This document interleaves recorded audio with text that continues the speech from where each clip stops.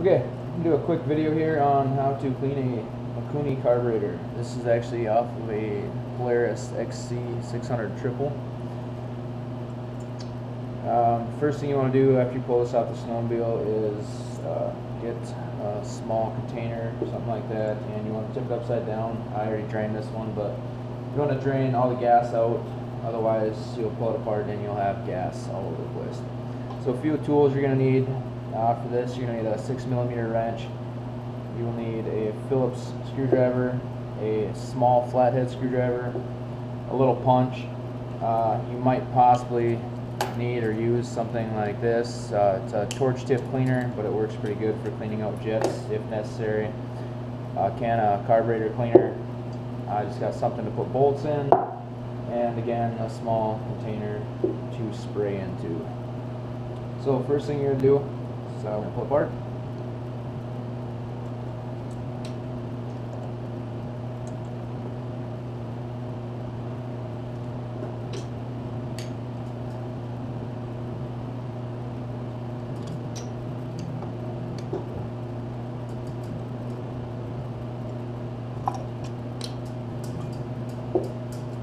Okay, you can see inside here there's a couple of floats. You want to make sure that these floats are moving free, not sticking, and then just look inside there and clean it out, anything that's in there.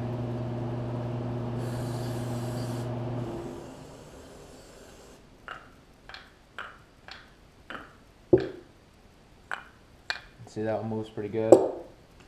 Once you get inside here, we're going to have your pilot jet here, your main jet here, and you have your needle and seat right there. That's the main parts that we're going to be taking out. So you take your 6mm wrench, pull out the main jet, your small flathead screwdriver down inside there.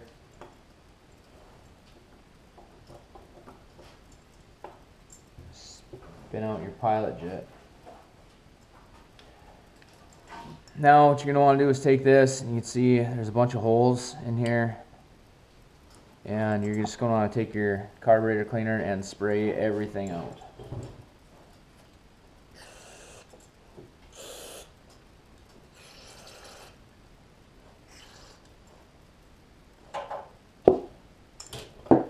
Actually, we'll pull that needle and seat. So you want to take the punch, that's what the little punch is for, and there's a pin in here. You grab a hammer.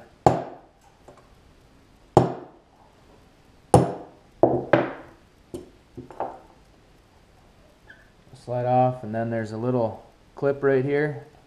I'm going to pull that clip off.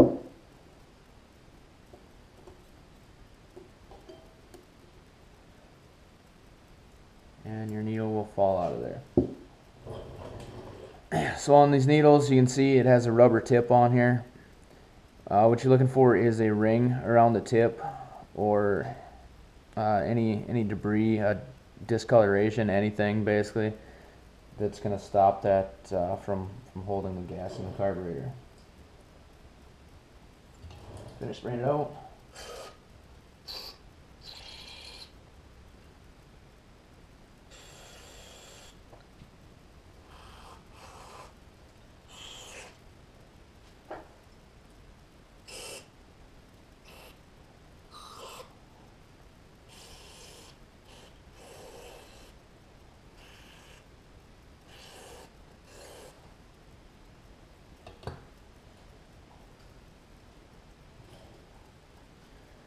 Okay, after you've done that, you can take compressed air if you want and just basically blow through all those same holes again, get everything out. When you spray into your main jet, the top here, you just want to hold this piece in the bottom. You can put your finger on that, hold it, so you don't blow it out of there.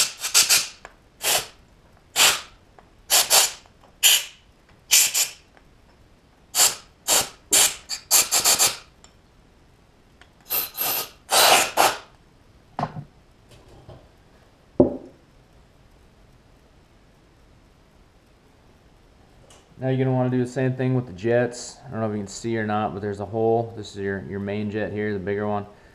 So there's a hole in it. You want to make sure that you can see all the way through that. So you can spray through the hole. And then just look at it in a light, face it towards a light ball or something, light bulb, and you should be able to see through that. Same thing with your pilot jet. There's some really small holes. Again, I don't know if you can see them or not, but there's some small holes on the side that need to be clear. And then there's also one that goes straight through it.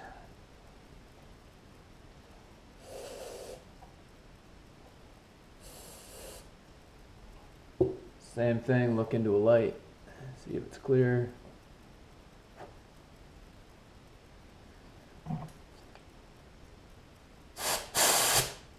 Hit it with an air compressor if you have to. When you do that, make sure you hold on to this thing so you don't launch it across the room. And that looks good. If you need the torch tip cleaners, you can go ahead and run the small ones through the holes. Be careful when you do that because you don't want to bore them out bigger than what they're supposed to be. So if necessary, you can do it. But now we're going to put the pilot back, put the main,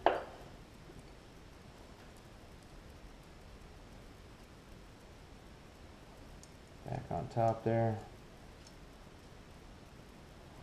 tighten that up.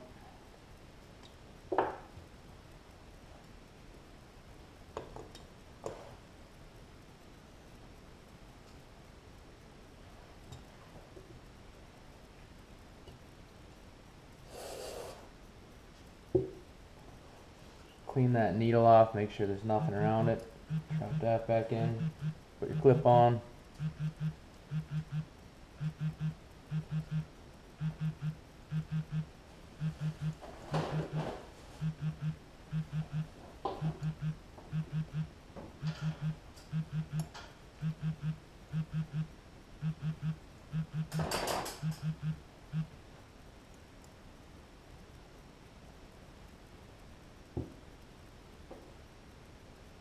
Slide that back in.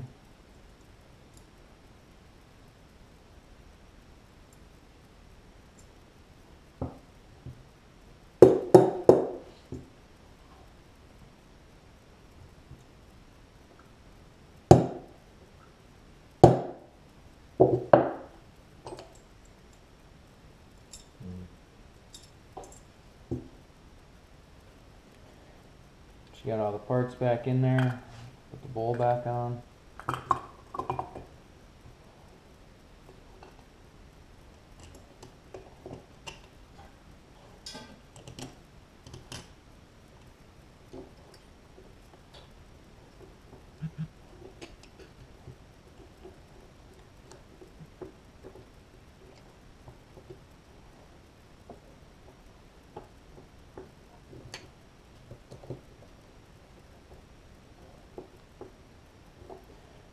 And that's pretty much that. So again, that's just a basic carb cleaning, mostly of the bowl.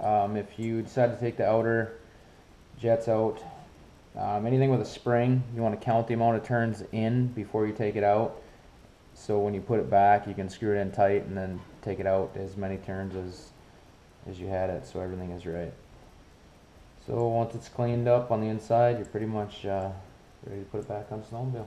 And that's that.